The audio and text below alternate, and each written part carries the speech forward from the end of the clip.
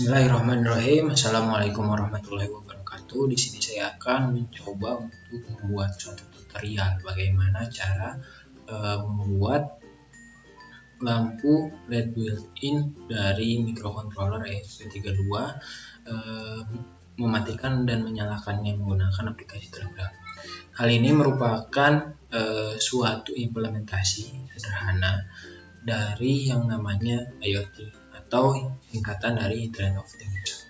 Oke, nah di sini jadi ESP32 itu adalah suatu microcontroller yang baru-baru ini muncul gitu ya. Jadi versi terbarunya dari ESP8266 yang tentunya memiliki suatu kelebihan dibandingkan dengan ESP8266, yakni dari segi sensor, kemudian modul yang telah terpasang di dalam microcontroller ESP32, yaitu Bluetooth, kemudian sensor suhu, kemudian touch sensor, kemudian ada ADC-nya lebih banyak dan lain-lain gitu. Mungkin bisa dilihat dari GPIO yang ada di layar. Nah, mungkin tapi apabila kalian bertanya-tanya dari mana asal pemrograman ini gitu, bahasa pemrograman ini sebetulnya gampang kalian temui gitu ya, dari pemrograman ini gitu ya. Kalian bisa cari library-nya gitu ya dengan cara di sketch ya, sketch Google Library untuk penyalaan LED internal ESP32 menggunakan Telegram. Kita membutuhkan library yang namanya Universal Telegram. Kita cari dulu ya library-nya. Nah, ini cari library manager. Nah, ini ada Universal Telegram bot ya, by Brian Log. Jadi intinya Universal Telegram bot ini, jadi kita membuat salah satu bot. Bot itu adalah suatu perangkat komputer yang mana memiliki fungsi otomatis gitu ya, sehingga kita dapat mengaksesnya gitu. Nah, di sini udah terinstall. Apabila kalian belum terinstall, install terlebih dahulu di sini gitu. Oke, karena ini udah terinstall, kita close aja. Oke, selanjutnya ini program udah jadinya, tapi saya ingin coba untuk melihat example-nya. Jadi kita untuk mendapatkan program ini, karena udah download tadi itunya apa sih library-nya, kita tinggal ke file, examples, kemudian cari nama library yang tadi gitu. Yang tadi itu Universal Telegram bot. Nah, ini ada berbagai pilihan, ESP32, ESP8266. Kita pilih ESP32, kemudian plus LED. Boom. Nah, di sini lihat ya codingannya gitu. Terlihat codingannya gitu. Nah, pertama akan saya jelaskan dulu gitu ya, arti-arti pemrogramannya gitu ya. Untuk include ini untuk penambahan itu library WiFi untuk akses WiFi-nya, terus WiFi class itu untuk security atau keamanannya, kemudian Universal Telegram bot sendiri untuk konektivitas antara Telegram bot dengan microcontroller. Kemudian ada SSID untuk memasukkan nama WiFi-nya apa gitu, kemudian passwordnya juga apa gitu. Jadi untuk WiFi ini disesuaikan aja dengan WiFi dan password yang kalian miliki. Kemudian ada define boot token-nya. Untuk boot token ini didapat apabila kalian telah membuat suatu bot gitu ya di Telegram kalian. Ini di sini ada penjelasannya, your bot token get from boot panel. Jadi nanti ada sesi selanjutnya untuk membuat bot di Telegram itu seperti apa gitu. Kemudian di sini ada beberapa deklarasi tipe data buat MTBS, buat last time, buat start false, kemudian kunci INT. Nah, ini LED pin ini adalah di mana LED atau pin mana yang akan kalian nyalakan. Nah, biasanya untuk di sini ESP32, kalau tidak salah di pin 2. Kita coba di pin 2 aja. Kemudian LED status itu untuk statusnya.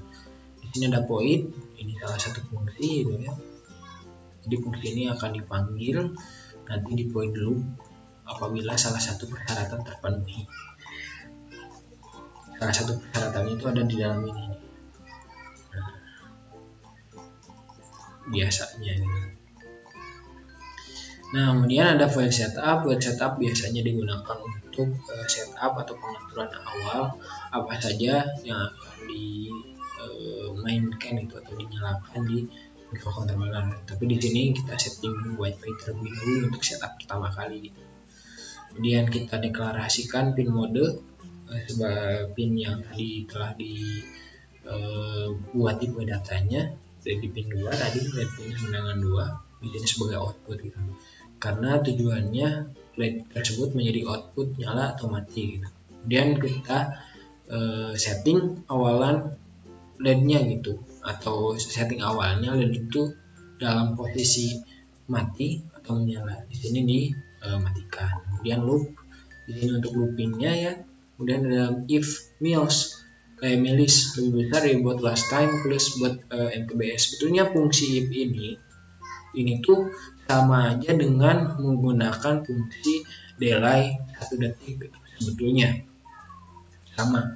Tapi apa perbedaannya penggunaan if di sini dengan delay gitu? Kalau untuk delay itu apabila kita men-settingnya 1000, berarti semua proses yang ada di microcontroller dalam 1 detik itu dihentikan. Tetapi untuk if ini dia berjalan terus gitu untuk penggunaan if ini. Jadi, dan di sini ada waktu settingnya 1000 detik yang ada di atas tadi. Nah, yang ini 1000. Ini untuk 1 detik tuh. Mean time between scan message. Jadi setiap 1 detik sekali microcontroller akan scan apakah ada pesan yang dikirimkan dari Telegram ke microcontroller atau tidak gitu, dengan menggunakan perintah ini boot.getUpdates gitu, boot last message received plus 1 ini. Kemudian di sini ada penggunaan while jadi while new message. Jadi tadi data yang apabila ada data yang masuk dari Telegram ke microcontroller, new message ini akan bernilai 1, yang mana kemudian while akan aktif dan akan ngeprint serial.pin get response di serial monitor. Karena tadi udah di settingnya di atas serial monitornya di baud rate 115200, kemudian ada handle new message. Nah, ini merupakan suatu fungsi tadi gitu yang ada di atas yang poin. Nah, dengan syarat new message ada di sini persyaratannya. Baru dia masuk ke atas ke poin ini. Yang mana di sini akan jadi suatu instruksi untuk ngeprint ya handle new message, kemudian string untuk link melihat gitu. Tadi respon yang didapat itu 0 atau 1. Kalau 1 dia terus eksekusinya gitu. Kemudian ada for ini text message, kemudian ada if from name guys. Sebetulnya fungsinya itu ada 3 sebetulnya nanti yang ada di Telegram. Yang pertama ada text untuk if ya, text sama dengan lead on. Apabila kalian nanti ketik /lead on di Telegramnya, maka apa yang terjadi? Digital write lead pin high, dia akan menyala ya. Kemudian lead status yang tadi tipe data yang di atas akan bernilai 1. Kemudian bot send message. Nah, ini adalah suatu timbal baliknya atau feedback dari apa yang telah dikirim. Jadi seperti contoh kalian ngechat misalkan lead on, lampu nyala dan status akan menjadi 1. Kemudian microcontroller akan mengirimkan message atau pesan kepada Telegram dengan tulisan LED is on gitu. Kemudian di if text LED off, apabila off LED status 0, kemudian LED pinnya juga tidak menyala atau low, kemudian akan mengirim message LED is off gitu. Kemudian apabila kalian add status atau flash status, maka dia akan mengeksekusi sesuai dengan keadaan LED, apakah dia menyala atau mati gitu. Ada if di dalam. Kemudian untuk awalan kalian start, ada beberapa pilihan di sini. Jadi ini yang akan muncul pertama kali gitu. Oke. Setelah penjelasan dari pemrograman, kita coba untuk buat suatu bot dari bot Padar. Bagaimana caranya? Itu siapkan HP kalian. Tapi untuk Telegram ya. Telegram. Oke. Masuk ke Telegram. Nah, di sini di Telegram kita cari bot Padar ya. Sesuai dengan apa yang ada di library tadi. Nah, klik yang atas bot Padar. Nah, di sini apabila kalian pertama kali membuat bot Padar, biasanya tulisan yang di bawah, yang ini, restart, biasanya start gitu. Tetapi karena di sini udah pernah nyoba bot Padar, kita coba aja, klik aja restart di sini. Kalau di sana start. Oke, start. Di sini ada beberapa menu pilihan. I can help you create and manage Telegram bots if you are new to the bot API. Please see the menu. Di sini sebetulnya ini adalah help atau bantuannya gitu. Apa yang akan kita lakukan pada bot Padar. Karena kita di sini ingin membuat bot yang baru, kita tinggal klik aja add atau slash new bot gitu. Yang di atas klik. Oke, alright. Bot Padar membalas, dan di sini kita masukkan nama dari bot yang akan kita buat aja bebas ya, IoT lah supaya gampang gitu ya, IoT. Oke, yes, di sini namanya udah terbuat IoT ya, IoT. Nah, kemudian good, now let's choose username. Nah, di sini kita membuat username gitu. Biasanya username ini harus yang unik, karena kebanyakan apabila ada yang sama dengan orang lain, kita tidak bisa membuat itu username-nya gitu. Jadi kita coba buat aja, misalkan ap bot ya, ap bot. Oke, kita kirim. Yes, bot sudah dibuat ya. Kita tinggal link ini, kita langsung menuju bot yang telah kita buat. Tetapi kita harus ingat bahwa apa yang diperlukan sekarang itu untuk mengkopikan token yang ada di sini ke pemrograman yang ada di sini. Oke, ya pemrogramannya gitu ya, gitu di sini. Kemudian jangan lupa kita memasukkan nama WiFi yang ada punya gitu ya, SSID, dan saya isikan passwordnya.